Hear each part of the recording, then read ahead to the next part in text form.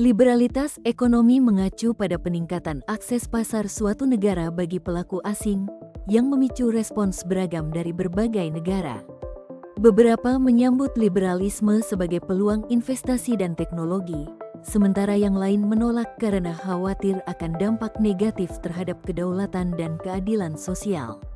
Perdebatan ini menyoroti apakah manfaat investasi asing benar-benar akan dirasakan secara merata atau justru memperlebar jurang antara yang kaya dan miskin.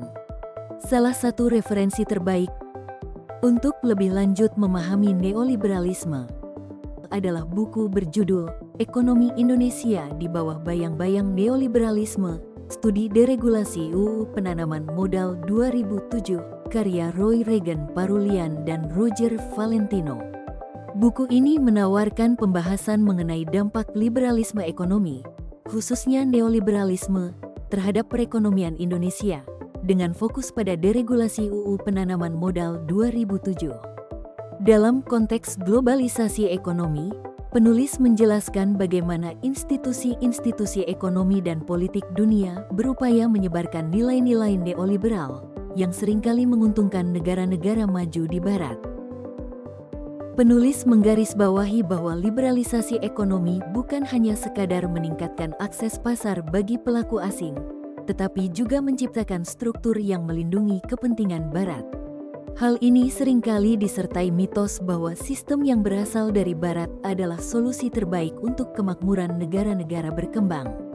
Namun, buku ini menyoroti bahwa sistem ini cenderung mengabaikan konteks lokal dan memperkuat ketidakadilan ekonomi, di mana negara-negara berkembang justru menjadi objek eksploitasi.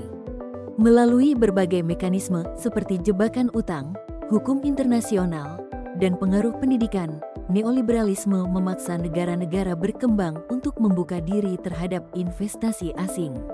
Penulis juga mencatat bahwa deregulasi UU Penanaman Modal di Indonesia telah membuka jalan bagi penguasaan sumber daya oleh pemodal asing yang dapat menciptakan ketergantungan ekonomi dan menambah kesenjangan.